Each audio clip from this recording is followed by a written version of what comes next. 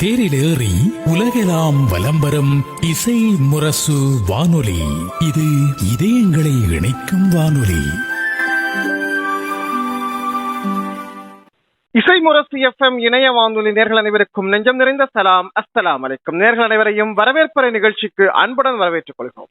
இன்றைய வரவேற்பறை நிகழ்ச்சியில் நாம் சந்தித்து உரையாட இருப்பது, இப்போது ரமலான் மாதத்தை நிறைவு செய்து உலக இஸ்லாமியர்கள் அனைவரும் பக்ரீத் பண்டிகை எனப்படுகிற ஹஜ் பெருநாளை கொண்டாடுவதற்கு ஆயத்தமாகிக் கொண்டிருக்கிறோம். ஹஜ் கடமையை நிறைவேற்றுவதற்கான பயணத்தை நோக்கி நம்முடைய ஹாஜிமார்கள் தயாராகி கொண்டிருக்கிறார்கள். ஹஜ் மாதம் என்று சொன்னாலே தொடர்ந்து நம்முடைய இஸ்லாமிய பெருங்குடி மக்கள் தொடர்ந்து தன்னுடைய குர்பானி கடமையை நிறைவேற்றுவதற்கு தயாராகி விடுவார்கள். அந்த வகையில் குர்பானிக்காக ஆடுகளை தேடுவது, அவற்றை பராமரிப்பது, குர்பானிக்கான ஆடுகளை விற்பனை செய்வது, குர்பானிக்கான ஆடுகளை வைத்து ஒரு வியாபாரத்தை தற்காலிகமாகவோ அல்லது நிரந்தரமாகவோ ஏற்படுத்திக் கொள்வது என்று அந்த குர்பானி ஆடு தொடர்பாக நிறைய செய்திகள் நமக்கு தேவைப்படுகிறது.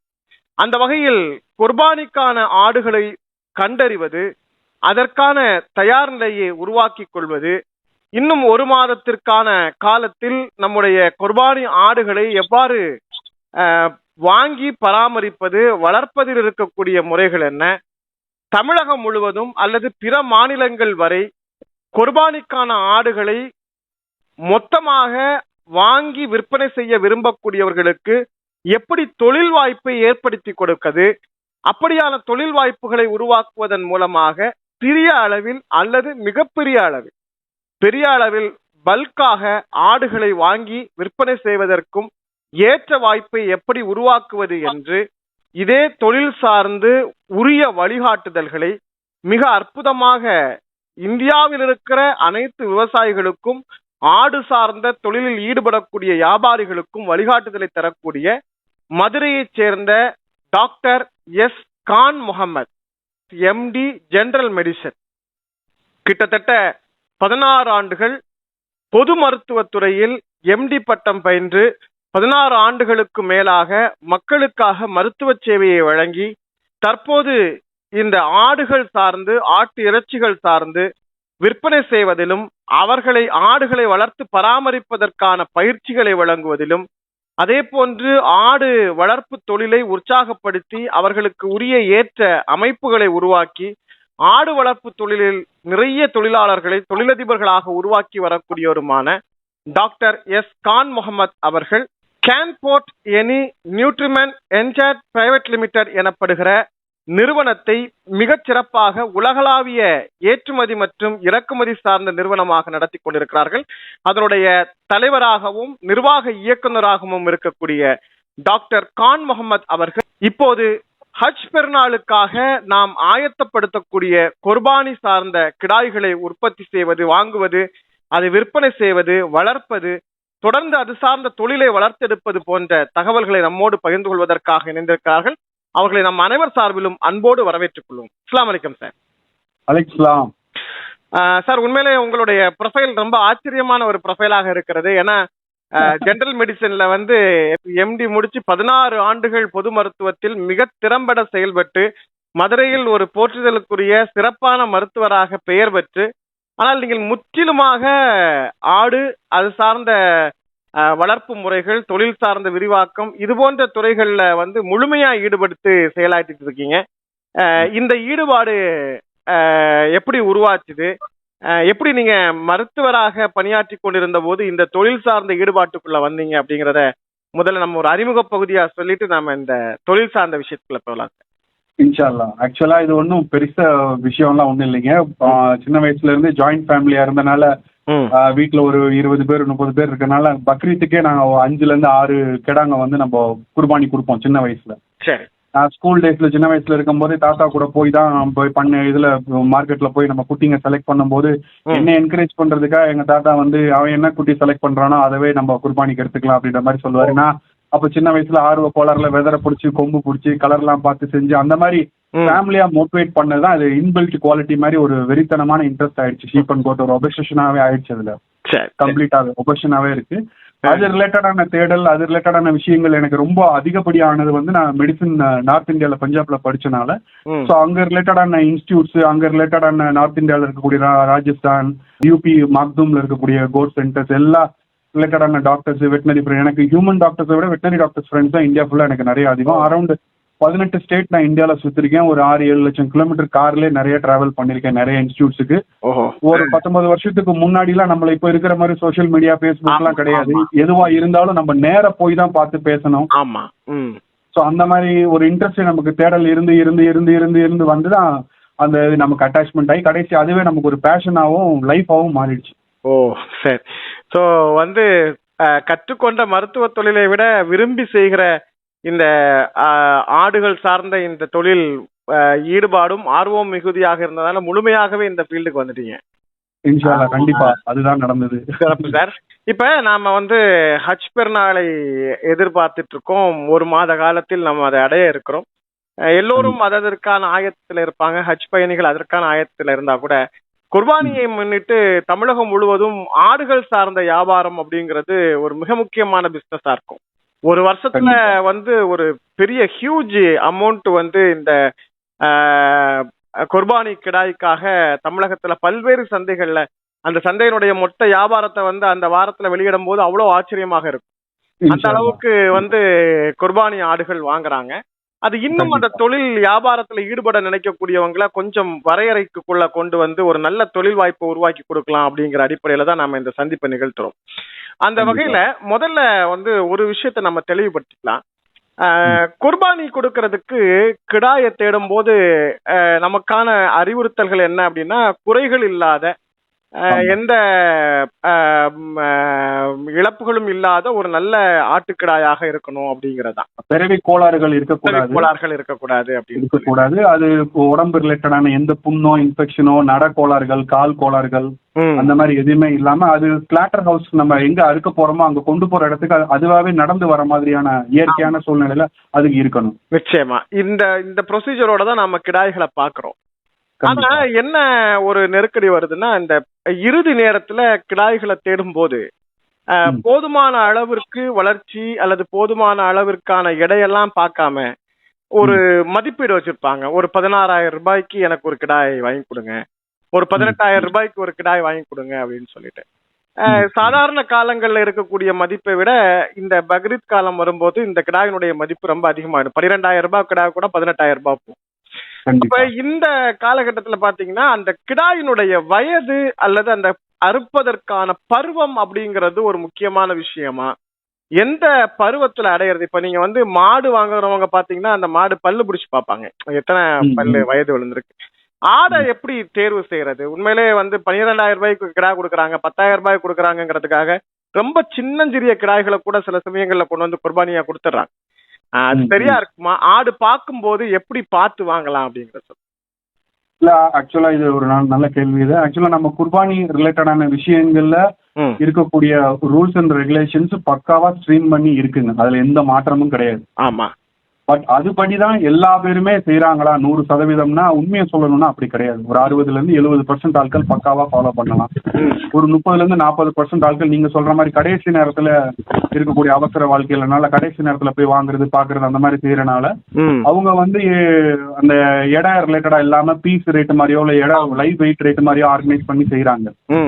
அது நம்ம செலக்ட் பண்றதுக்கு ஆக்சுவலா வந்து அந்த ஃபார்ம் வந்து நல்ல வெல் டிசர்வ்டு ஃபார்மான்னு ஃபர்ஸ்ட் பார்க்கணும். சந்தையில போய் வாங்குறத முடிஞ்ச அளவுக்கு நம்ம இஸ்லாமிய நண்பர்கள் தவிர்த்தாங்கன்னா அது ஆடு வளர்க்குறவங்களுடைய ஜெனரேஷன் வரைக்கும் இந்த தொழில் பெருசா முன்னேறும். நம்ம யாராருக்கோ என்னென்னவோ உதவி செய்யறோம், அந்த ஆடு வளர்க்குறவங்க அது நம்ம குர்பானி கொடுக்கறது வந்து ஒரு பெரிய நல்ல செயல், நம்மளுடைய பிறவி இதுலயே ஒரு பெரிய நல்ல செயல். அதை வந்து அது வளர்க்குறவங்களுக்கு டைரக்டான நன்மைகள் வியாபாரிகளுக்கு இல்லாம டைரக்டா பண்ணை சார்ந்து வளர்க்குறவங்களுக்கு போய் சேர்ந்துச்சுன்னா அது முழுமையான குர்பானியா இருக்கும்னு நான் இன்ஷால்லா நினைக்கிறேன் நானு. சோ அதனால பண்ண செட்டப்ல அவங்க போனாங்கன்னா அங்க இருக்கக்கூடிய விஷயங்களை நம்ம அசஸ் பண்றதோ இல்ல அது செக் பண்றதோ அதுக்கான தேடலை பாக்குறதோ ரொம்ப ஈஸிங்க. அவங்க ப்ராப்பரான டிவார்மிங் பேட்டர்ன்ஸ் வச்சிருக்காங்களா, வேக்சினேஷன்ஸ் கரெக்டா போட்டிருக்காங்களா, ஃபார்ம் அனிமல் எப்படி இருக்கு, கிளென்லினஸ் எப்படி இருக்கு, ஃபார்ம் எவ்வளவு தூரம், ஃபார்மோட பயோசெக்யூரிட்டி, ப்ரிவென்டிவ் ஹெல்த் கேர்னு ஒரு முக்கியமான ஒரு விஷயம் இருக்கு. நாங்க குரூப்ல ஆர்கனைஸ் பண்ணி சொல்லிட்டு இருப்பேன். நான் நிறைய குரூப்ஸ் அதை பத்தி நான் சொல்றேன் உங்களுக்கு. அதுல நான் ஸ்பெசிஃபிக்கா சொல்லிட்டு இருப்பேன், P H C preventive health care, farm biosecurity. ஏன்னா இது ரெண்டும் தான் அந்த ஆடோட ஆரோக்கியத்தையும் கறி கன்வர்ஷன், அதாவது FCR feed conversion rate plus carcass பர்சன்டேஜ்னு சொல்லுவாங்க. அறுக்கும் போது எவ்வளவு கறி நமக்கு கிடைச்சது, 45 to 50, 55 to 55, 50 to 55, 55 to 58, அந்த மாதிரி பர்சன்டேஜஸ் இருக்கு. அதுலதான் நமக்கு அந்த தொழில் இல்ல நம்ம அந்த பண்ண நடத்துறவங்க ஜெயிச்சு அதுல வந்து நல்ல லாபம் பார்க்க முடியும். ஒன்ஸ் அந்த மாதிரி பண்ணையில குட்டி வாங்கின ஒரு இஸ்லாமிய நண்பர் வந்து திரும்ப வேற பண்ணைக்கு போகவே மாட்டார். அவர் வாங்கிட்டு அவரோட மச்சானுக்கோ மாமாவுக்கோ ஃபேமிலிக்கோ அடுத்தடுத்து ரெக்கமெண்ட் பண்ண ஆரம்பிச்சிருவார். ஏன்னா அந்த மாதிரி ப்ராப்பர் பேட்டர்ன்ல இருக்கும் போது நோய் ரிலேட்டடான விஷயங்கள் அங்க கம்ப்ளீட்டா ஜீரோ ஆயிடும். ஏன்னா அந்த ஃபார்ம் ரிலேட்டடான கம்ப்ளீட் டேட்டாஸ் இன்ஃபர்மேஷன்ஸ் அவங்க வச்சிருக்கும் போது நோய் தாக்கங்கள் ரொம்ப கம்மியா இருக்கும். நம்ம நம்பி குர்பானிக்கான தரமான குட்டிகளை வாங்குறதுக்கான வாய்ப்புகள் இருக்கு. ஸோ பண்ணைய தேர்வு பண்றது, பண்ணையில அந்த மெத்தட்ஸை ஃபாலோ பண்ணி வளர்க்குறவங்கள தேர்வு பண்ணி எடுக்கிறது வந்து நமக்கு முழுமையான குர்பானி அமையும்னு நான் நினைக்கிறேன். Okay sir. இப்ப நாம வந்து பண்ணை தேர்வு அப்படிங்கிறது ஒரு முக்கியமான விஷயம். ஏன்னா வியாபாரிகள் கூட பாத்தீங்கன்னா அவங்க பல இடங்கள்ல இருந்து வியாபாரத்துக்காக கிடாய்கள் வாங்குறாங்க, பல கைகள் மாற்றி விடுறாங்க, பல வகைகளையும் இன்னைக்கு வந்து இந்த வியாபாரம் வந்து சேர்ந்துருச்சு. இப்ப இந்த குறிப்பா குர்பானிக்காக நாம எடுக்கக்கூடிய இந்த ஆடுகளை பாத்தீங்கன்னா பெரும்பாலும் அந்த காலகட்டத்துல வந்து நாம ஒரு 4 நாளைக்கு வீடுகள்ல நிக்க வச்சு அதுக்கப்புறமா நாம அந்த குர்பானி கொடுக்கலாம். ஒரு வாரமாவது உங்க வீட்டுல அந்த ஆடை அந்த பிராணியை சாப்பிட வைங்க, உங்க வீட்டுல ஒரு வாரமாவது அந்த பிராணி தங்கி இருக்கட்டும், தூங்கட்டும், முழிக்கட்டும், குழந்தைங்களோட. ஆமா, அப்பதான் அதனுடைய அட்டாச் இருக்கும் இல்லையா? அது ஒரு முக்கியமான விஷயம். ஆனா என்ன சிக்கல் வருது அப்படின்னா, இந்த குர்பானி இப்போ ஒரு 15-20 ஆண்டுகளுக்கு முன்னால வரைக்கும் நம்ம சொந்தமா வீடுகள்ல ஆடு இல்லாம இருந்தா கூட நம்முடைய கிராமிய சூழல்களுக்குள்ளால ஆடை பத்தின நிறைய நாலேஜ் நமக்கு தெரியும். அது என்ன சாப்பிடும், என்ன சாப்பிடாது, எப்ப சாப்பிடும், எப்படி தூங்கும், இது எல்லாமே நமக்கு தெரியும். பட் இன்னைக்கு ஒரு வீட்டுக்கு ஒரு ஆடை அழைச்சிட்டு வந்தா அதுவே ஒரு காட்சி பொருளா மாறிடுது. நிச்சயமா. அப்போ அந்த ஆடுகளை கையாளுகிற முறை அப்படிங்கிறது ஒரு பெரிய சவாலான விஷயமா இருக்கு. ஒண்ணுல அளவுக்கு அதிகமான ஃபீடு கொடுத்து அந்த வகையில ஒரு வகையில அதுக்கு பாதிப்பு உருவாகுது, அல்லது சரியா ஃபீடே கொடுக்க முடியாம அதனாலையும் பாதிப்பு உருவாகுது. குறிப்பா சிட்டி லிமிட்டுக்குள்ளால இருக்கக்கூடியவங்களுக்காக இந்த ஃபார்ம் சிஸ்டத்துல கூட நிறைய நீங்க வந்து பேமெண்ட் 1 மந்த்துக்கு முன்னாலேயே பண்ணி வச்சிருங்க. உங்க சார்பில் அந்த அந்த ஃபீடுக்கான செலவுகள் எல்லாமே நீங்க கொடுத்துட்டீங்கன்னா அந்த ஆட்டை நீங்களே வளர்க்கிறதா பொருளாக்கலாம், ஒரு நாளைக்கு முன்னால கொடுத்துக்கலாம். நிறைய ஸ்கீம், விதவிதமான ஸ்கீம்ஸ் வந்து நிறைய பண்ணைகள்ல அறிவிக்கிறாங்க. ஆமா. இப்ப இது மாதிரி இப்ப நீங்க வந்து தமிழகம் முழுவதும் வந்து உங்களுடைய ஆக்சுவலா வந்து அதோட புரிதல் நான் கரெக்ட் பண்ணிடுறேன். நான் வந்து ஒரு 200க்கு மேல இருக்கக்கூடிய கமர்ஷியலா ஃபார்ம் ரன் பண்ணக்கூடிய ஃபார்ம் ஓனர்ஸ் நான் ஒன்றிணைச்சு வச்சிருக்கேன். ஒரு 15 வாட்ஸ்அப் குரூப்ல நாங்க இருக்கிறோம். ஓகே. அவங்களுக்கு டெய்லி ஒரு 5 வருஷமா அது நடந்துகிட்டு இருக்கு சக்சஸ்ஃபுல்லா. தமிழ்நாட்டுல இந்த ஃபார்ம் ஓனர்ஸ் கம்யூனிட்டி வந்து பெரிய லெவல்ல நாங்க வளர்ந்துகிட்டு இருக்கோம். ஓகே. அதுல வந்து பாத்தீங்கன்னா டெய்லி திங்கள் டு வெள்ளிக்கிழமை டெய்லி 9 to 10 செஷன்ஸ் மாதிரி நடக்கும் டெய்லி. ஒரு மெயின் குரூப் இருக்கு, அந்த மெயின் குரூப்புக்கு கீழே 10 சப் குரூப் இருக்கு, 10 வாட்ஸ்அப் குரூப் இருக்கு. எல்லாமே தமிழ்நாட்டில் இருக்கக்கூடிய ஃபார்ம் ஓனர்ஸை டீமா ஆர்கனைஸ் பண்ணி அதுல டெய்லி அது ரிலேட்டடான ட்ரைனிங், அது ரிலேட்டடான பக்குவங்கள் ஆர்கனைஸ் பண்ணிட்டு இருக்குமே தவிர டைரக்டா நான் எந்த ஃபார்மையும் நான் பண்ணல இல்லையா? அது பண்ணல. நான் வந்து 200க்கு மேல கமர்ஷியல் ரன்னிங் ஃபார்ம் ஓனர்ஸை வந்து நான் ஆர்கனைஸ் பண்ணி கொண்டு போயிட்டு இருக்கேன். அவங்களுடைய நடைமுறை சிக்கல்கள், அவங்களுடைய மார்க்கெட்டிங் பிரச்சனை, ஃபீடு ரிலேட்டடான பிரச்சனை, அதுல வரக்கூடிய நோய் ரிலேட்டடான பிபிஆர், எஃப்எம்டி, என்ட்ரோடாக்சிமியா, அதனால நிறைய நோய்கள், பிளஸ் டிவார்மிங்னா எப்படி 2024 எப்படி பண்ணணும், காம்பினேஷன் பெனிஃபிட்ஸ் என்ன, எந்த டைம்ல மட்டன் யூனிட்டுக்கோ ப்ரீடிங் யூனிட்டுக்கோ இல்ல பக்ரீத் யூனிட்டுக்கோ எந்தெந்த டயத்துல நம்ம டிவார்மிங் கொடுத்தா அதுல இருந்து ஃபுல் ப்ரொடக்ஷன் அவுட்புட் நம்ம, அதாவது மேக்ஸிமம் ஃபீட் கன்வர்ஷன் ரேஷியோவோ இல்ல கார்பஸ் பர்சன்டேஜ் அதிகமா எடுக்கிறது எப்படி, ஒரு ஆடு இறந்து போனா அந்த ஆடு அப்படியே புதைச்சிடாம அதை போஸ்ட்மார்ட்டம் பண்றதுக்கான விவரங்களை சொல்லி கொடுத்து அதை போட்டோஸ் வீடியோஸ் எடுத்து எனக்கு அனுப்பிச்சாங்கன்னா அதை நான் ஒரு 1 மணி நேரம் 2 மணி நேரம் அனலைசிஸ் பண்ணி இதனாலதான் இறந்துச்சு, இந்த பிரச்சனை நீங்க பண்ணிருக்கீங்க, இதுல நம்ம ஃபீட்ல இந்த கரெக்ஷனோ இல்ல தண்ணியில இந்த பிரச்சனை இருக்கு, இல்ல டிவார்மிங்ல இந்த பிரச்சனை இருக்கு, இந்த மாதிரியான என்ன பிரச்சனைன்னு கண்டுபிடிச்சு அதை நிரந்தரமா அவங்களுக்கு அதை கம்ப்ளீட்டா வழிமுறைகள் என்னங்கறத கைட் பண்ணிட்டு இருக்கு. அது உதாரணம் பாத்தீங்கன்னா நம்ம குரூப்ல ஒரு 3-4 வருஷத்துக்கு முன்னாடி எல்லாம் நிறைய நம்ம குரூப் பண்ண கமர்ஷியல் ரன்னிங் நண்பர்களோட பண்ணையில ஒரு தாயாடு வச்சிருக்கக்கூடிய செம்பரியாடு வெள்ளாடு பண்ணைகள்ல 10, 20, 30, 40 வரைக்கும் குட்டிங்க நிறைய இறந்துகிட்டு இருந்தது.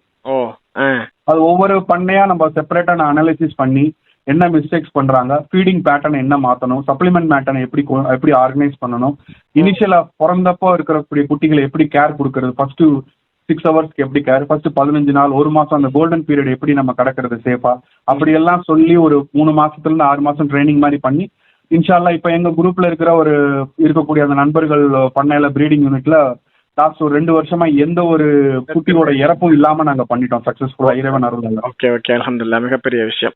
சார், இப்ப நான் கேட்க வந்த முக்கியமான விஷயம் இதுதான். இப்ப இந்த மாதிரி ஒருவேளை அவங்க வீடுகள்ல வந்து வாங்கி கொண்டு போய் ஒரு 2 நாள் 3 நாள் வச்சுக்கிறாங்க அப்படின்னா, அந்த பண்ணை அப்படிங்கிற பராமரிப்புல இருக்கும்போது அதனுடைய பராமரிப்பு சூழல், அதுக்கு டைமிங், ஃபுட்டு, அளவீடு, இது எல்லாமே வந்து சமச்சீரா இருக்கும். ஒரு 2 நாள் 3 நாள் வீட்டுல கொண்டு வந்து வைக்கும் போதே நிறைய கிடாய்களுக்கு வந்து உடல் குறைபாடுகள் வந்துருது. அதுக்கு காரணம் ஃபுட் அப்படிங்கறதுதான். சோ இந்த பண்ணை சீரமைப்பு உணவுல இருந்து வீட்டு உணவுக்கு மாறும்போது இது என்னென்ன மாதிரியான பிரச்சனைகள் வர வாய்ப்புகள் இருக்கு? அந்த ஒரு 3 நாட்கள் அதை பராமரிக்கிறதா இருந்தா அதை எப்படி ஹேண்டில் பண்ணலாம்னு சொல்லு. இந்த கேள்வி நான் 2 பிரிவா நான் எடுத்துக்கிறேன். ஒண்ணு வந்து ஃபார்ம்ல இருந்து நம்ம வீட்டுக்கு வரும்போது கொடுக்கக்கூடிய ஃபீடிங் பேட்டர்ன்ஸ். ரெண்டாவது அப்படி கொண்டு வர்றது நல்லதா நல்லது இல்லையா, இது 2க்குமே நான் பதில் சொல்லிடுறேன். அந்த ஃபார்ம்ல இருந்து சப்போஸ் நீங்க லாஸ்ட் 2 நாள் 3 நாள்ல ஒரு 4-5 நாள் கொண்டு வரணும்னு நினைக்கிறீங்கன்னா அவங்க அந்த ஃபார்ம் ஓனர்ஸ்டே என்ன மாதிரி ஃபீடு கொடுக்குறாங்க, என்ன மாதிரி எந்தெந்த நேரத்துக்கு என்ன கொடுக்குறாங்கன்றத நம்ம ஒரு சின்ன பேப்பர்ல நோட் பண்ணியோ இல்ல அந்த தீவனங்களை ஒரு 200 300 ஒரு 500 கொடுத்து வாங்கிட்டு வந்து நம்ம செஞ்சுக்கிறது கொஞ்சம் புத்திசாலித்தனமா இருக்கும். நமக்கு சும்மா கிடைக்கிற ஒரு கீரையோ நமக்கு வீட்டுல இருக்கக்கூடிய ஒரு விஷயங்களையோ புல்லோ வெட்டி போடுறது வந்து அந்த அளவுக்கு அந்த ஆடோட டேஸ்ட் பட்ஸ்ல சடனா 3 டேஸ்க்கு செட் ஆகாதுங்க, இதுதான் உண்மை. இதனால அந்த ஆடோடைய டீஹைட்ரேஷன், அதாவது நோய் தீவனம் எடுக்கிற முறை குறையும் போது டீஹைட்ரேஷன் ஆகும். சோ வெயிட் குறையறதுக்கு வாய்ப்பு இருக்கு, சுறுசுறுப்பு தன்மை போறதுக்கான வாய்ப்புகள் இருக்கு. 5 நாளோ 1 வாரமோ 3 நாளோ நம்ம வச்சிருந்தோம்னா. ஓகே, மெயின் ப்ராப்ளம் என்னங்கறத ஒரே விஷயத்துல சொல்லிட்டீங்க. ஏன்னா எல்லா இடங்கள்லயும் இதுதான் ஒரு முக்கியமான பிரச்சனையா இருக்கு. ஏன்னா அது வந்தோடனே கண்டிப்பா நாம கொடுக்குற சாப்பாடு அது சாப்பிடாது, எடுத்துக்காது, கண்டிப்பா சாப்பிடாது. அப்ப மெயின் ப்ராப்ளம் இதுதான். அங்க இருந்தே நாம அந்த ஃபுட்டை வாங்கி கொண்டு வந்துடுறதுங்கிறது ஒரு முக்கியமான ப்ராசஸ். அதை புத்திசாலித்தனமா செஞ்சிடலாம் அப்படின்னு நல்லா அழகா சொன்னீங்க.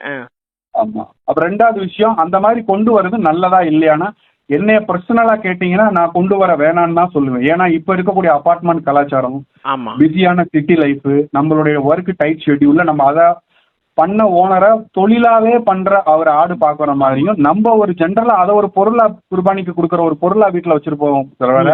பண்ணையில இருக்கிற ஒரு பாதுகாக்கிற மாதிரி நம்மளால அந்த 3 நாளோ 1 வாரமோ செய்ய இயலாது, வாய்ப்பு முடியாது. ஸோ அதனால முந்தின நாள் நைட்டோ இல்ல அதுக்கு ஒரு நாள் முன்னாடி வேணா நம்ம கொண்டு வரதுக்கு ஒரு நாளுக்கான தீவனத்தை மட்டும் கொஞ்சமா வாங்கிட்டு வந்து வச்சுக்கிறது. இப்ப இருக்கக்கூடிய அபார்ட்மெண்ட் கலாச்சாரம், சிட்டி லைஃப், அது வந்து ரொம்ப உகந்ததா இருக்கும். அவங்க வாங்குறவங்களுக்கும் ஒரு மன திருப்தியாவும் கொடுக்குற ஒரு அந்த ஃபார்ம்ல இருந்து கொடுத்தவர் திருப்தியாவும் கொடுத்து அனுப்புறதுக்கான வாய்ப்புகளும் நிறைய இருக்கு. Okay sir, okay. இதுல வந்து நம்ம அண்டர்ஸ்டாண்டிங் ரொம்ப முக்கியமான விஷயம். ஆடு பற்றிய புரிதல் நமக்கு ரொம்ப முக்கியம். இப்ப வந்து ஆமா, ஏன்னா வந்து ஒரு பெட்ரூம்ல கொண்டு ஆடை கட்டி வச்சுட்டு நான் ஆட்டுக்கு எல்லா வசதியும் பண்ணி கொடுத்துருக்கேன், பட் அந்த ஆடு ஆடாவே இருக்க மாட்டேங்குன்னு சொல்றதை விட உண்மையிலே ஒரு ஆட்டுக்கான சூழல் வந்து பெட்ரூம் இல்லைங்கிறது தான் உண்மையிலே. மனிதர்கள் படுக்கிறதுக்கு தான் பெட்ரூம், ஆடு மாடு படுக்கிறதா இருந்தா அதுக்கு பை நேச்சர்ல தான் அதுக்கான இடம் வேணும். ஸோ அந்த புரிதலே வந்து ரொம்ப முக்கியமான விஷயம். ஒரு வாரமாவது நம்ம வீட்டுல உட்காந்து நம்ம சாப்பிடுற சாப்பாடை சாப்பிடட்டும்னு நிறைய பேர் குர்பானிங்க ஆடு வாங்கி விட்டு அப்புறம் குர்பானி கொடுக்கறதுக்கு இன்னொரு ஆடு வாங்க வேண்டிய நிர்பந்தம் வந்து உருவாகி நிறைய நீங்க சொல்றது 100% நடந்துகிட்டு இருக்கு. நிறைய பேருக்கு அந்த மாதிரி இழப்புகள் ப்ளோட்னால, வயிறு உப்பிசம்னால, ப்ளோட்னால, ஆர்எல்ஏன்னு சொல்லுவாங்க, ரூமன் லாக்டிக் அசிடோசிஸ், அந்த மாதிரி ஆடுகள் இறந்துருக்கு, வாய்ப்புகள் நிறைய இருக்கு. அந்த தவிர நம்ம இந்த செய்தியை கேட்கிற இஸ்லாமிய நண்பர்கள் யாரும் செய்யாம இருந்தா நமக்கு சந்தோஷம். நிச்சயமா சார். இப்ப இன்னும் அந்த ஆடு பத்தின சில கேட்டுட்டு அப்புறம் நம்ம அந்த பிசினஸ் பத்தி விஷயங்கள் பேசலாம். அதே மாதிரி பாத்தீங்கன்னா இப்ப ஆடுகள்ல நிறைய வெரைட்டி ஆடுகள் இருக்கு. இப்ப நம்ம ஊர்ல இருக்கக்கூடிய ஆடுகள்ல, நாட்டு ஆடுகள்ல பாத்தீங்கன்னா அதனுடைய ரகங்கள் அப்படிங்கிறது வேற. அது நம்முடைய பாரம்பரியமாக இருக்கக்கூடிய வெள்ளாட்டு ரகங்கள் அல்லது செம்மறியாட்டு ரகங்கள்னு வச்சுக்கலாம். இப்ப ஹைபிரிட்லயே கூட பாத்தீங்கன்னா நிறைய புது வகை ஆடுகள் வந்து சேர்ந்துருச்சு. காதெல்லாம் பாத்தீங்கன்னா அது பாட்டுக்கு ஒரு சொலவு மாதிரி தனியா வந்த அந்த ஆட்டுக்கும் அந்த காதுக்கும் தொடர்பே இல்லாதது மாதிரி எல்லாம் இருக்கு. இப்படி வித்தியாசமான ஆடுகள் வந்து சேருது. அதே மாதிரி வெவ்வேறு சூழல்கள்ல இருந்து ஆடுகள் கொண்டு வரப்படுது. இந்த சீசனை ஒட்டி பாத்தீங்கன்னா ஆந்திரா ஆடுகள் ஒரு பக்கம் வருது, இந்த பக்கம் மலை வட ஆடுகள் வருது, வேலி ஆடுகள் தனியா கொண்டு வந்துகிட்டு இருக்காங்க. சோ இந்த ஆடுகள் வந்து பாத்தீங்கன்னா வெவ்வேறு இடங்களுக்கு டிராவல் ஆகி வருது இல்லையா? இப்ப நீங்க வந்து நார்த்ல இருந்து வரக்கூடிய ஆடு பாத்தீங்கன்னா அங்க இருந்து ஒரு 2 நாளைக்கு முன்னால ஏத்தி விட்டுருப்பாங்க. அது லாரியில ஒரு 2 நாள் தாண்டி தான் நம்ம தமிழ்நாட்டுக்கு நம்ம லாரியில 3 நாள் 4 நாள் 5 நாள் பிரயாணம் பண்ற ஆடுகள் பயணம் பண்ணக்கூடிய ஆடுகள் இருக்கு. ஸோ இந்த அது ஏற்கனவே இருக்கக்கூடிய சீதோஷ்ண நிலையில இருந்து டிராவல்ல ஒரு 3 நாளைக்கு வேற வேற கிளைமேட் சீதோஷ்ண நிலைக்கு மாற்றம் அடையுது. நம்ம ஊருக்கு வந்து சேர்ந்து ஒரே நாள்ல யார் குர்பானி கொடுக்குறாங்களோ அவங்க கைக்கு அதை மாத்தி கொண்டு வந்து போய் சேர்த்துருவாங்க. இப்போ வந்து சேரும் போது அந்த ஆட்டினுடைய இயல்பு நிலை அப்படிங்கறது நமக்கு கிட்டத்தட்ட அங்க இருந்து கிளம்புற நிலையில இருந்து ஒரு அரைவாசி உயிர் அதுல போனது மாதிரிதான் நிலைமை. அதுக்கு 100% கரெக்ட். நிச்சயமா. இப்ப அந்த மாதிரி ஒரு ஆடுகளை அந்த அவசர கதிக்காக அல்லது கடைசி வார சந்தையில வாங்குறது, இது மாதிரி ஒரு ஆடு வந்து சேருது. அல்ல பண்ணைகள்லயே கூட நிறைய பண்ணைகள்ல அவசர கதிக்கு இது மாதிரி பயன்படுத்துறாங்க. சோ இந்த ஆடுகளை எப்படி வித்தியாசம் பார்த்து நம்ம ஊர்ல இருக்கக்கூடிய நாட்டு ஆடு அது ஹெல்த்தியா இருக்குது இந்த ஆடு பார்த்தா ஆடுகளை 19 ரூபா பார்த்தா எல்லா ஆடும் நல்லா ஒரே மாதிரி தான் இருக்கும். நம்ம பிள்ளைங்களை கண்டுபிடிக்கிற மாதிரி அதில் கண்டுபிடிக்க முடியாது. எப்படி இந்த வேறுபாடை கண்டுபிடிச்சுக்கிறது, இழப்பு இல்லாம ஒரு ஆட்டை எப்படி வாங்கிக்கிறது அப்படின்னு? ஆக்சுவலா இது ஒரு ரொம்ப டீடைல்டான கொஸ்டின். இதுல ஆக்சுவலா நமக்கு வந்து பேசிக்கா இந்த கேள்விக்கான பதில் நமக்கு தெரிஞ்சிருக்கணும். இந்தியால பாத்தீங்கன்னா மொத்தம் 45 பிரீட் ஆஃப் செம்பரி ஆடு இருக்கு. வெள்ளாடுல 39 பிரீடு இருக்கு. வெள்ளாடு வந்து மொத்தம் 14 கோடி வெள்ளாடு இருக்கு நம்ம இந்தியன் பாப்புலேஷன்ல. செம்பரி ஆடு 7 கோடி பிளஸ் செம்பரி ஆடுகள் இருக்கு. இதுதான் நம்ம இந்தியாவோட பிரசன்ட் ஸ்டேட்டஸ். இன்னைக்கு கேள்வி வந்து நம்ம பக்ரீத் ரிலேட்டடான விஷயங்களை தமிழ்நாட்டுல இருக்கக்கூடிய நண்பர்களுக்காக நம்ம சொல்றதுனால, தமிழ்நாட்டுல இருக்கக்கூடிய இஸ்லாமிய நண்பர்கள் மேக்சிமம் அதிகபட்சம் மோர் தென் 95% வந்து செம்பரி ஆடை தான் விரும்புறாங்க. ஸோ செம்பரி ஆடுன்றப்போ நம்ம கேட்டகரி இந்தியாவில் பார்த்துக்கிட்டீங்க அப்படின்னா 45 பிரீடுல மொத்தம் 13 தான் மீட்டுக்காக, தனிப்பட்ட மீட்டுக்காக வளர்க்குற பிரீடு வந்து 13 பிரீடு தான். அந்த 13ல 11 பிரீடு வந்து சவுத் இந்தியால இருக்கு. அந்த 11ல 8 பிரீடு தமிழ்நாட்டுல இருக்கு. இது நமக்கு ஒரு ஆடட் அட்வான்டேஜ். சரி. அதுல வந்து என்னென்ன பிரீட்ஸ்ன்னு பாத்தீங்கன்னா மயிலம்பாடி, மேச்சேரி, வேம்பூர், கீழக்கரசல், கோயம்புத்தூர் ஆடுன்னு சொல்லுவாங்க. அப்புறம் Ramnad white, Madras red, Trichy black, இதெல்லாம் நம்மளுடைய 8 ஆடுகள், கறிக்காக மட்டும் வளர்க்கக்கூடிய ஆடுகள். சரி. இதுல நமக்கு என்ன விஷயம் தெரிஞ்சுக்கணும், இல்ல என்ன விஷயம் தெரிஞ்சுக்கணும்னா, நமக்கு தமிழ்நாட்டோடைய நிலைமை என்ன நிலைமையில இருக்கு அப்படின்னா, நமக்கு வெள்ளாடோட தமிழ்நாடு கடைசியா சென்சஸ் எடுத்ததுல நம்ம பார்த்தோம் 2019 பார்த்தோம்னா கிட்டத்தட்ட 98,88,000 வெள்ளாடுகள் இருக்கு தமிழ்நாட்டுல. 45 லட்சம் செம்பரி ஆடுகள் இருக்கு. சரி. இதுதான் நம்மளுடைய தமிழ்நாடோட ஸ்டேட்டஸ். இதுல வந்து நமக்கு அதிகப்படியான ஈஸியா அவைலபிலிட்டியா இருக்கக்கூடிய பிரீடு செம்பரி ஆடுல பாத்தீங்க அப்படின்னா மயிலம்பாடி, மேச்சேரி, வேம்பூர், பொட்டுக்குட்டின்னு வாங்க 3வது நம்ம விருதுநகர், தூத்துக்குடி, திருநெல்வேலி ஏரியால. ஸோ நம்ம அதிகப்படியா நம்ம ஈஸியா எடுக்கக்கூடிய நம்ம பக்ரீத்துக்கு நம்ம இஸ்லாமிய மக்கள் அப்ரோச் பண்ணக்கூடிய பிரீட்ஸ் வந்து மயிலம்பாடி, மேச்சூர், பொட்டுக்குட்டி சவுத்துல வேம்பூர்னு சொல்லுவாங்க அந்த பிரீடு. இது தவிர வட தமிழ்நாட்டுல வடநாட்டு பக்கம் நெல்லூர் ஜோடிப்பின்னு சொல்லி ஆந்திரால இருந்து கொண்டு வருவாங்க. அந்த பிரீட்ஸும் அது பர்டிகுலரா இருக்கும். ஸோ இந்த 4 பிரீடு தான் பக்ரீத்துக்கு. ஸோ இந்த 4யுமே நம்ம ஈஸியா வித்தியாசப்படுத்தி பார்த்துக்கலாம். இதுல ஒன்றும் பெரிய பிரச்சனைகள் வராது. இப்போ நம்ம உங்களோட முதல் கேள்விக்கு வரும். வடநாட்டுல இருந்து வரக்கூடிய ஆடுகள் மேக்சிமம் பாத்தீங்கன்னா 90 to 95% ஆன ஆடுகள் மட்டனுக்கு தான் போகுது, சென்னை மார்க்கெட்டுக்காக.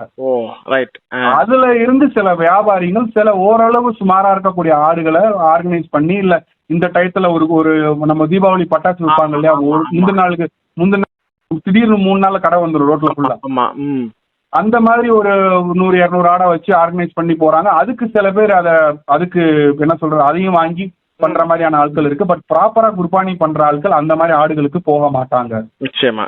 ஏன்னா அதோடைய ஆரோக்கியம், அதோடைய உடல் அமைப்புல கவனம் செலுத்தி தரமா குர்பானி கொடுக்குற இஸ்லாமியர் அதுக்கு போக மாட்டார். நிச்சயமா நிச்சயமா. அவங்க வந்து இந்த மாதிரி ஆடுகள், இந்த 4 பிரீடோல இருக்கக்கூடிய நம்மளுடைய இனத்தை இருக்கக்கூடிய ஆடுகளை தான் பெரும்பாலான ஆட்கள் விரும்புவாங்க. நீங்க சென்னை மாதிரியான பெருநகரத்துல வேணா அந்த மாதிரியான விஷயங்கள் ஒரு 20-30% நடக்கலாம். பட் இது தமிழ்நாடு ஃபுல்லா கிடையாது. அப்படி நடைமுறை உண்மை கிடையாது. Okay okay okay sir. நம்ம ஈஸியா வேறுபடுத்தி பார்த்துக்கலாம். இன்னும் ஒரு சிக்கல் அதுல என்ன இருக்கு அப்படின்னா, இப்ப பெரும்பாலும் வேலை வாய்ப்புகளுக்காக வெளியூர்கள் இருக்கக்கூடியவங்க பக்ரீத்துக்கு தான் ஊருக்கு வந்து சேருவாங்க. இப்ப ஏதோ ஒரு இது மாதிரி ஒரு ஏஜென்ட் அல்லது ஒரு ஒரு கசாப்பு கடைக்காரர் ஒருத்தட்ட நீங்க எனக்கு ஒரு குர்பானிக்கு ஒரு ஆடு பாத்துருங்கன்னு அவர் ஒரு அமௌண்ட்டை வந்து ஜிபே கூட பண்ணிடுவாரு. அவர் குர்பானி கொடுக்கக்கூடிய அந்த ஆன் த ஸ்பாட்ல தான் அந்த கிடாயே பாப்பாரு கண்ணாலேயே. சோ அது நடக்குது, கண்டிப்பா நடக்குது. ஆமா, இந்த மாதிரியான இடங்கள்ல தான் வியாபாரிகள் உள்ளுக்குள்ளால ஒரு அரசியல் செய்து அதனுடைய அந்த அந்த நம்ம கொடுக்க தொழிலோட மகிமையே குறைக்கிறது அந்த மாதிரி டைப்ல தான். நிச்சயமா. ஏன்னா அந்த குர்பானிங்கிறது ஒரு நியத்து சார்ந்த விஷயம், இறைவனுக்காக செய்யறோம் அப்படிங்கிற போது நம்ம காசு பணங்கிறத தாண்டி அதுல பிசினஸ் எதுவுமே இல்லை. அது முழுக்க முழுக்க இறைவனுக்கும் நமக்கு கொடுப்பவருக்குமான ஒரு கடமை சார்ந்த விஷயமா அது மாறுது. இந்த இடத்துல செய்யக்கூடிய ஒரு செயல். நிச்சயமா இது ஒரு பிரச்சனைக்குரிய விஷயமா இருக்கு சார். இப்ப நாம இந்த தொழில் சார்ந்த விஷயத்துக்கு வந்துருவோம். இப்ப மரபாகவே வருடம் முழுவதும் இது மாதிரி ஆடுகளை வாங்கி விற்பனை செய்யக்கூடியவர்கள் இருக்கிறார்கள். இறைச்சியை தொழிலாக வைத்துக் கொள்ளக்கூடியவர்கள் இருக்கிறார்கள். குர்பானிய ஒரு பேக்கேஜாவே இப்ப மாத்திட்டாங்க. நாங்களே உங்களுக்கு குர்பானி கொடுத்து அதை சமச்சீரா எல்லாமே ஷேர் பண்ணி நாங்களே சம்பந்தப்பட்டவங்களுக்கு கொண்டு போய் கொடுத்துறோம், நீங்க காசு மட்டும் கொடுத்துருங்க அப்படிங்கிற அளவுக்கு எல்லாம் இன்னைக்கு நிறைய பேக்கேஜ் வந்துருச்சு. நாமளும் ஐயோ இது இப்ப யாரு உட்கார்ந்து இதை ஒருத்தரை உட்கார்ந்து பேக் போடுறது, யார் கொண்டு போய் கொடுக்கறது அப்படிங்கிற பல்வேறு கேள்விகளுக்காக நாமளும் அதை ஒத்துக்கிறோம். இப்ப என்ன கேள்வி அப்படின்னா, இப்ப குறிப்பிட்ட இந்த பிசினஸ் அப்படிங்கிறது, குர்பானி பிசினஸ் அப்படிங்கிறது குறித்த காலத்துல இந்த ஒரு மாத காலத்துக்குள்ளால தமிழகம் முழுவதும் பரவலாக சந்தைகளில் கடுமையான விலைவாசிகளோட இந்த ஆடுகள் விற்பனை செய்யப்படுது. மந்தைக்கு போகக்கூடிய ஆடுகள் இருக்கு. நீங்க மலை மேய்ச்சல், சமநிலை மேய்ச்சலுக்காக எல்லாம் நிறைய அந்த சமுதாயத்தை சேர்ந்தவர்கள் மந்தை மேய்ச்சல் வச்சிருப்பாங்க. ஆமா ஆமா, அவங்க கையில கிடைக்கிற கிடாய்களை எல்லாம் அள்ளி கொண்டு சந்தையில விட்டுருவாங்க. அன்னைக்கு சந்தையில விட்டது போக அடுத்த சந்தைக்கு கொண்டு போயிடுவாங்க. இது ஒரு பிசினஸா போயிட்டு இருக்கு. இப்படி இருக்கும்போது இந்த குறிப்பிட்ட காலத்துல ஒரு தரமான ஆடுகளை வாங்கி அது அந்தந்த பண்ணைகளிலே வைத்து பராமரித்து எந்த சேதாரமும் இல்லாம உரித்த காலத்துல குர்பானி கொடுக்கணுங்கிற நியத்துல இருக்கக்கூடியவங்களுக்கு சப்ளை பண்ணலாம் அப்படின்னு ஒரு பிசினஸ் ஒருத்தர் ஸ்டார்ட் பண்றதா இருந்தா அவருக்கு என்ன வழிமுறை, அவருக்கான இன்வெஸ்ட்மெண்ட் என்னவாக இருக்கலாம், ஒரு மாத காலம் ஒரு கிடாயை பராமரிப்பதற்கான செலவினங்கள்னு தேவைப்படக்கூடியவற்றை என்ன வாங்கிக்கலாம், அதை எப்படி மதிப்பிடலாங்கிறத பத்தி சொல்லுங்க. ஓகே, இப்போ ஆக்சுவலா அந்த ஆடு வளர்ப்பை பத்தி விஷயங்கள்ல நீங்க கேள்வி கேட்டிருக்கனால நான் ஒரு சின்ன நுணுக்கமாவே நான் சொல்லிடுறேன். இப்ப அந்த ஆடு வளர்ப்பு, செம்பரியாடு, வெள்ளாடு ஆடு வளர்ப்பு விஷயத்துல மொத்தம் 3 பிரிவு இருக்கு. ஒன்னு தாயாடு வளர்ப்பு, ஒன்னு மட்டனுக்காக 90 நாள் வளர்த்து விற்கிறது, இன்னொன்னு பக்ரீத்துக்காக வளர்க்கறது. இது மேலோட்டமா 3 விஷயம். இப்ப இதுல ஃபர்ஸ்ட் அந்த பிரீடிங் யூனிட் அதுலயே 12 வகைகள் இருக்கு. சரி. அதுக்கப்புறம் மட்டன் யூனிட்ல 4 டைப் இருக்கு. 90 நாள் வளர்க்கறதுல 4 டைப் இருக்கு. இப்போ லாஸ்டா நம்ம இன்னைக்கு இப்ப டாபிக் பக்ரீத் யூனிட் ரிலேட்டடா பேசுறோம். அதுல 3 வெரைட்டிஸ், 3 டைப் இருக்கு. அதுல என்ன முக்கியமான 3 டைப்னா, ஃபர்ஸ்ட் பக்ரீத்துக்கு 10ல இருந்து 12 மாசம் வளர்க்கறது. சின்ன குட்டியில இருந்து 10 மாசம் 11 மாசம் வளர்ப்பாங்க. அது ஒரு வகையான வளர்ப்பு முறை. சரி. ரெண்டாவது அதை 6 மாசம் மட்டும் வளர்த்து விற்பாங்க பக்ரீத்துக்கு. அது ஒரு வளர்ப்பு முறை. அந்த வளர்ப்பு முறை குட்டி 15ல இருந்து 20 கிலோ லைவ் வெயிட்ல வாங்கி 6 மாசம் வச்சு ஒரு 40, 45, 50 கிலோல விற்பாங்க. சரி. மூணாவது பக்ரீத்துக்கான வளர்க்குற முறை 3 மாசம் 4 மாசம். அது 25 கிலோ 30 கிலோ இருக்கிற குட்டியை வாங்கி கூட ஒரு 20 கிலோ 15 கிலோ வளர்த்து 50 கிலோ அந்த மாதிரி சமயத்துல விற்பாங்க. ஸோ இது 3 கேட்டகரியா பிரிஞ்சிருக்கு. இந்த பக்ரீத்லயே குட்டி வளர்க்கறது ஒரே ஃபார்முலா கிடையாது, 3 ஃபார்முலா இருக்கு. சரி. இத ஒண்ணு வியாபாரிங்க செய்யறது லெஸ் தென் 30 நாட்களா இருந்தால் அது வியாபாரிகளோட வேலை, பண்ண ஓனரோட வேலை இல்ல. அதுலயே நமக்கு தெரிஞ்சிடும். அவங்க கைமாத்தி விடுற ஆட்கள். ஆமா ஆமா, அவங்கள நம்ம இந்த லிஸ்ட்ல எடுக்க வேண்டாம். சரி. சோ இப்போ இந்த 3 கேட்டகரியில என்ன இருக்கணும், என்ன ஒரு நண்பருக்கு இருக்கணும் அப்படின்னா, இப்ப நம்ம பிரீடிங் யூனிட்னா குறைஞ்சது ஒரு 5 ஏக்கர் நிலம் வேணும். அந்த நிலத்துல தண்ணி வசதி நல்லா இருக்கணும், பக்காவா ஆர்கனைஸ்டா இருக்கணும் அந்த பிரீடிங் யூனிட். ஏன்னா பச்சை தீவனம், ட்ரை ஃபீடு, கான்சென்ட்ரேட் ஃபீடு தேவை. பட் மட்டன் யூனிட்டுக்கும் பக்ரீத் யூனிட்டுக்கும் நமக்கு பச்சை தீவனம் தேவையில்லை. அது நம்ம காஸ்ட் எஃபெக்டிவா நம்ம சப்போஸ் 10 மாசம் ஒருத்தர் வளர்க்குறாருன்னா ஃபர்ஸ்ட் 4 மாசம் ஒரு 20% 15% மட்டும் பச்சை தீவனம் போட்டு லாஸ்ட் 4 மாசம் 5 மாசம் வெறும் ட்ரை ஃபீடும் கான்சென்ட்ரேட் ஃபீடு மட்டுமே கொடுத்து தரமா வளர்த்து வெயிட் எடுத்துடலாம். சரி. ஸோ அந்த மாதிரி கேட்டகரியில் இருக்கிறவங்களுக்கு, பக்ரீத் வளர்க்குறவங்களுக்கு மினிமம் 1 ஏக்கராவது நிலம், சொந்த நிலம் இருக்கணும். சரி. 100 ஏக்கர் இருந்து தண்ணி வசதி இல்லைனாலும் அது பிரயோஜனம் இல்லை. 1 ஏக்கர் இருந்து நல்ல தண்ணி வசதி இருந்துச்சுன்னா ஆடுக்கு லைஃப் ஸ்டாக்கு ரொம்ப உகந்தமான இடம்.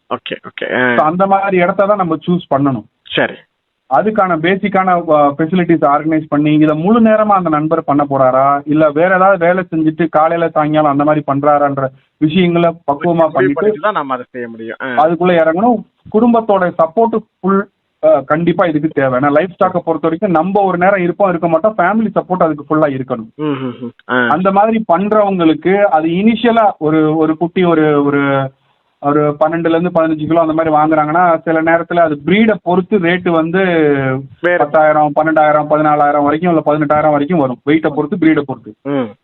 அதுக்கு இன்வெஸ்ட் பண்ணி அதுக்கான தீவன தனியா ஃபார்முலேஷன்ஸ் இருக்கு. என்ன மாதிரி ஃபீடு ஃபார்முலேஷன் கொடுத்தா எவ்வளவு வெயிட் கெயின் வரும், மாசம் ஒரு 5 கிலோ 5.5 கிலோ வெயிட் கெயின் எப்படி எடுக்கிறதுன்னு தனித்தனியா அதுக்கான ஃபீடு ஃபார்முலேஷன் செப்பரேட்டா இருக்கு. சரி, அந்த வழிமுறைகள் படி போய் அதுக்குன்னு சப்ளிமெண்ட்ஸும் இருக்கு. நோய் வராம தடுத்து இம்யூனி சிஸ்டம் மட்டும் நம்ம காப்பாற்றுறதுக்கு. உதாரணத்துக்கு நம்ம இப்போ கோவிட் டயத்துல நம்ம இந்தியாவில் எடுத்துட்டீங்கன்னா 30 வயசு 35 வயசு இருக்கிற இளைஞர்கள் கோவிட் வந்து இறந்தவங்களையும் நம்ம பார்த்தோம். 80 வயசுல கோவிட் வந்து நல்லா இருக்கிற ஆளையும் நம்ம பார்த்தோம். லைஃப் ஸ்டாக்கை பொறுத்த வரைக்கும் இம்யூனி சிஸ்டம் ஸ்டாமினா தான் ரொம்ப முக்கியமே தவிர வயசு முக்கியம் கிடையாது.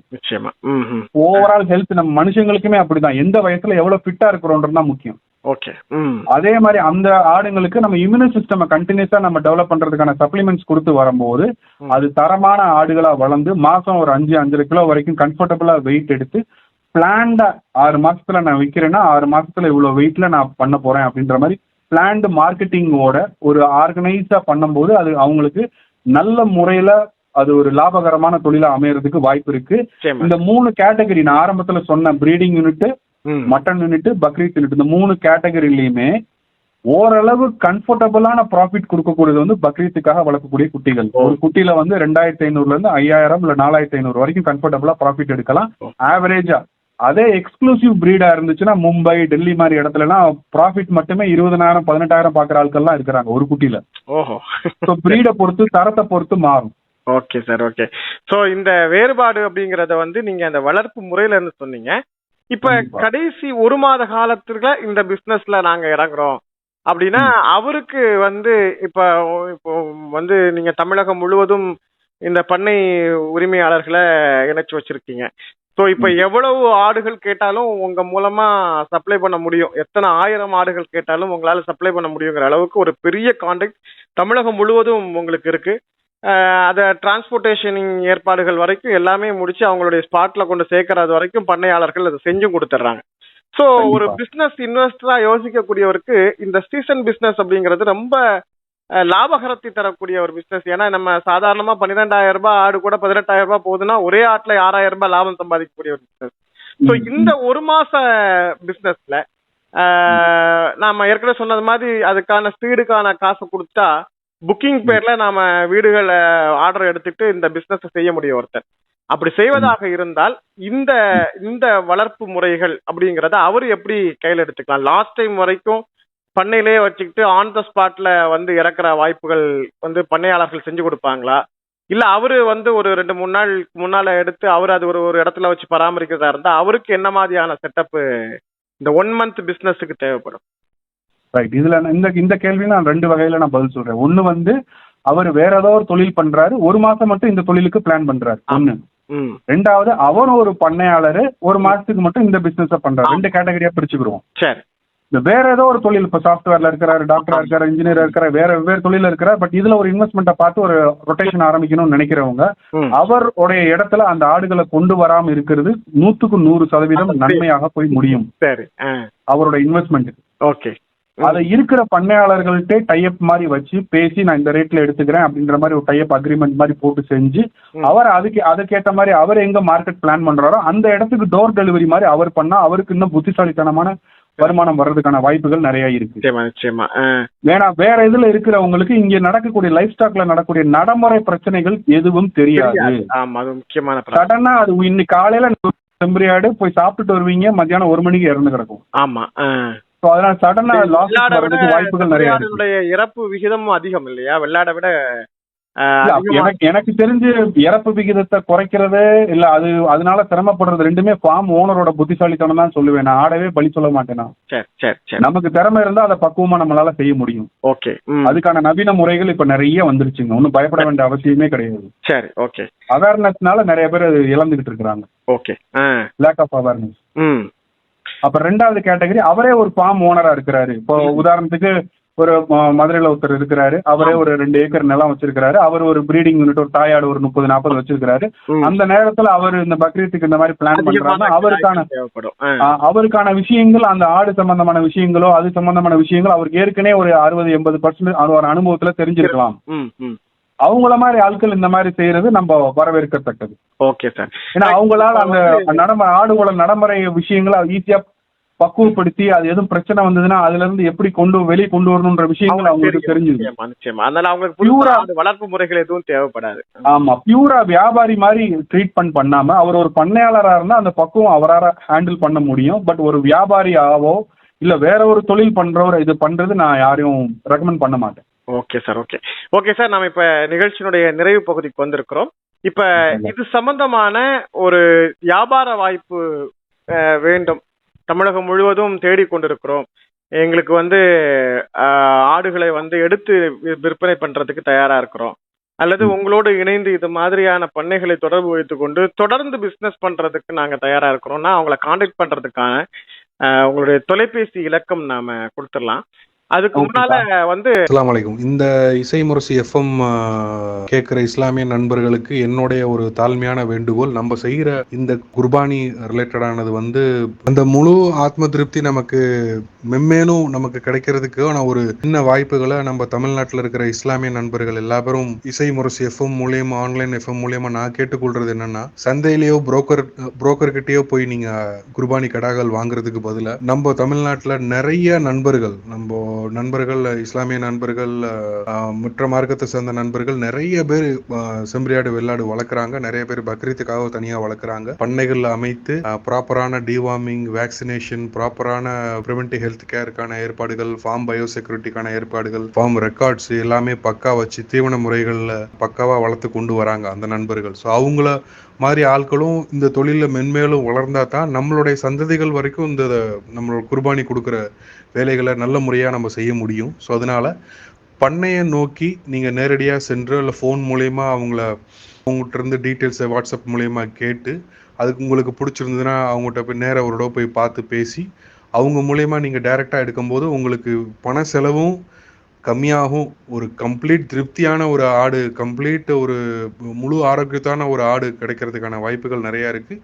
இந்த தொழிலை நம்பி இருக்கக்கூடிய பல குடும்பங்களுக்கு நம்ம செய்கிற குர்பானி மூலிமா, நம்ம செய்கிற உதவி மூலயமா இந்த பணம் நம்ம அவங்களுக்கு கொடுத்து உதவும் போது அது அவங்க குழந்தைங்களுக்கான படிப்பு செலவு, அவங்களுக்கான வாழ்க்கை தரத்தை உயர்த்திக்கிறதுக்கான ஏற்பாடுகளை மறைமுகமாகவும் நம்ம இந்த குர்பானி மூலயமா இஸ்லாமிய நண்பர்கள் எல்லா பேரும் செய்கிறாங்கன்றது எல்லா பேருக்கும் தெரியும். பட் ஆனால் வியாபாரிங்க இதை மேல் நோக்கி எடுத்து செய்யாம டைரக்டா பண்ண ஓனர்களுக்கு இந்த நன்மைகளை நீங்க கொண்டு போய் சேர்த்தீங்கன்னா நம்மளுடைய வருஷம் இன்ஷால்லா நம்ம அந்த குர்பானி கொடுக்கறதுக்கான கம்ப்ளீட் நன்மைகளையும் பரிபூர்ண மன திருப்தியும் நமக்கும் நம்ம குடும்பத்தை சார்ந்தவர்களுக்கும் கண்டிப்பாக கிடைக்கும். ஸோ அதனால சந்தையிலையும் புரோக்கர்ஸ் மூலியமா, ஏஜென்ட்ஸ் மூலியமா வாங்குறதையும் நிறுத்திட்டு பண்ணையாளர்களை டைரக்டா நீங்க கான்டாக்ட் பண்ணி வாங்குங்க. அந்த மாதிரி பண்ணையாளர்களை டைரக்டா கான்டாக்ட் பண்றதுக்கு நம்ம ஃபேஸ்புக் லிங்க் இந்த பதிவின் கீழே பின்னாடியே நான் போட்டு விடுறேன். அதுல பாத்தீங்கன்னா 15 நாள்ல 100 குட்டியும் வாங்கலாம், 15 நாள்ல 100 குட்டிகளும் விற்கலாம். அது ரொம்ப ஸ்ட்ரிக்டா கரெக்டா செம்பரியாடு வெள்ளாடு வாங்க விற்கிறதுக்கு மட்டும் பயன்படுத்தக்கூடிய ஒரு தளம். அது தமிழ்நாட்டில்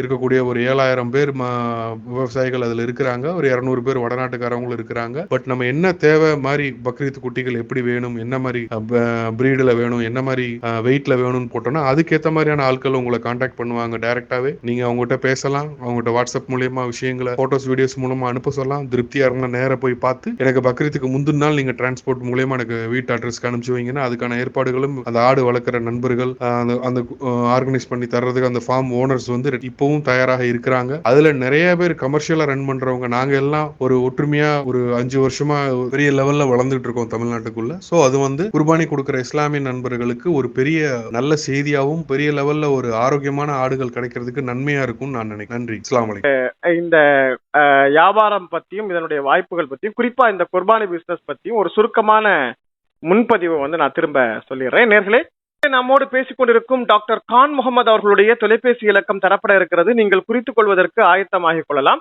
இப்போது இந்த நிகழ்ச்சியினுடைய மைய நோக்கம் பற்றிய ஒரு சுருக்கமான 1 நிமிட முன்பதிவை உங்களோடு பகிர்ந்து கொள்கிறேன். நீங்கள் அவருடைய தொலைபேசி இலக்கத்தை குறித்துக் கொள்வதற்கு தயாராகிக் கொள்ளுங்கள். நேர்களே, இப்போது நாம் ஹஜ் பெருநாளை கொண்டாடுவதற்கு தயாராகிக் கொண்டிருக்கிறோம். குர்பானி கடமையை நிறைவேற்றுவதற்காக தமிழகம் முழுவதும் இப்போது ஆட்டுக்கிடாய்களை விற்பனை செய்யக்கூடிய வியாபாரிகள், பண்ணையாளர்கள் தங்களுடைய வியாபாரத்தை பெருக்குவதற்காக மிகுந்த ஆயத்தமான பணிகளை செய்து கொண்டிருக்கிறார்கள். இந்த சூழலில் புதிதாக நீங்கள் இந்த குர்பானி கிடாய் பிசினஸ் தொடங்க வேண்டும் என்றாலோ அல்லது ஏற்கனவே நீங்கள் உங்கள் பகுதியில் பண்ணைகளை வைத்து நடத்தி கொண்டிருக்கிறீர்கள், ஆட்டுக்கிடாய்களை வாங்கி விற்பனை செய்து கொண்டிருக்கிறீர்கள், அதை வளர்ப்பதற்கும் பராமரிப்பதற்குமான வாய்ப்புகள் உங்களிடம் இருக்கிறது. உங்களுக்கு தேவை நல்ல கிடாய்கள், கிடாய் குட்டிகள் தான் வேண்டும் என்றால் அதற்காக எத்தனை ஆயிரம் கிடாய்களை வேண்டுமானாலும் தருவதற்கு கிட்டத்தட்ட தமிழகம் முழுவதும் 300க்கும் மேற்பட்ட ஆட்டு பண்ணை உரிமையாளர்கள், ஆட்டு விவசாயிகளை தங்களுடைய ஒருங்கிணைப்பின் கீழ் ஒருங்கிணைத்து வைத்திருக்கார் டாக்டர் கான் முகமது அவர்கள். எனவே ஆல் இந்தியா லெவல், கிட்டத்தட்ட தேசிய அளவில் இந்தியாவினுடைய பல்வேறு பகுதிகளிலும் இவர்களுடைய சேவை விரிவான தளத்தில் செயல்பட்டு கொண்டிருக்கிறது. அவர்களிடமிருந்து நேரடியாக வியாபார வாய்ப்பையும் பெற முடியும். புதிதாக தொழில் தொடங்க வேண்டும் என்றால் அதற்கான வழிமுறைகளையும் நீங்கள் பெற்றுக்கொள்ள முடியும். அதற்காக நீங்கள் டாக்டர் கான் முகமது அவர்களை தொடர்பு கொள்வதற்கான தொலைபேசி இலக்கம் இப்போது தரப்பட இருக்கிறது, நீங்கள் குறித்துக் கொள்ளலாம். சார், உங்களுடைய போன் நம்பர் சொல்லுங்க சார். என்னோட போன் நம்பர் 86681 86681 420 43 42 மீண்டும் ஒரு முறை டாக்டர் கான் முகமது அவர்களுடைய தொலைபேசி இலக்கம் தரப்படுகிறது. குறித்துக் கொண்டவர்கள் சரிபார்த்துக் கொள்ளலாம், மற்றவர்கள் மீண்டும் ஒரு முறை கவனமாக கேட்டு குறித்துக் கொள்ளுங்கள். மீண்டும் ஒரு முறை உங்களுடைய போன் நம்பர் சொல்லுங்க சார். 86681 42043. இந்த தொலைபேசி வரைக்கும் நண்பர்கள் வாட்ஸ்அப்ல மெசேஜ் பண்ணா நல்லது. ஏன்னா முக்காவாசி நேரத்துல கால் எடுக்கிறதுக்கான வாய்ப்பு ரொம்ப கம்மி. வாட்ஸ்அப் செய்திகளாக அனுப்பிச்சாங்கன்னா என்னால ரிப்ளை சந்தோஷமா பண்ண முடியும். நிச்சயமா சார். இந்த தொடர்பு எண்ணில் நீங்கள் உங்களுடைய வாட்ஸ்அப், உங்களுடைய தேவை என்ன என்பதை நீங்கள் மெசேஜ் செய்யுங்க. தேவைப்பட்டால் அவர்களுடைய அப்பாயின்மெண்ட் வாங்கி கொண்டு நீங்கள் பேசிக்கொள்ளலாம். சார், உங்களுடைய அரிய நேரத்தை ஒதுக்கி இந்த நிகழ்ச்சியில் பங்கேற்று வரக்கூடிய ஒரு மாத காலத்தில் ஒரு நல்ல வியாபார வாய்ப்பை பெறுவதற்கும், குறிப்பாக குர்பானி கிடாய் நல்ல நியத்தோடு வழங்கக்கூடியவர்கள் முழுமையான பயனை பெறக்கூடிய வகையில் சில வழிமுறைகளை, ஆலோசனைகளை மிக தெளிவாக எடுத்துரைத்தீர்கள். உங்களுடைய நிகழ்ச்சி பங்கேற்புக்கு உலகெங்கும் வாழ்ந்து கொண்டிருக்கும் இசைமுரசு நேயர்கள் சார்பில் நன்றி தெரிவித்துக் கொள்கிறோம் சார். நன்றி. நேயர்களே, இன்றைய வரவேற்பறை நிகழ்ச்சியில் நாம் இதுவரை குர்பானிக்காக நாம் தயார்படுத்த வேண்டிய ஆடுகள் குறித்தும் அது சார்ந்து வியாபார வாய்ப்புகள் குறித்தும் தெரிந்து கொண்டோம். நிகழ்ச்சியில் பங்கேற்று பேசிய டாக்டர் கான் முகமது அவர்களுக்கு நன்றிகளை சொல்லி மீண்டும் மற்றொரு நிகழ்ச்சியில் இன்னொரு சிறப்பு அழைப்பாளோடு சந்திக்கும் வரை நன்றியும் சலாமும் சொல்லி விடைபெற்றுக் கொள்கிறோம். இணையதள தேரிலேறி உலகெல்லாம் வலம் வரும் இசை முரசு வானொலி. இது இதயங்களை இணைக்கும் வானொலி.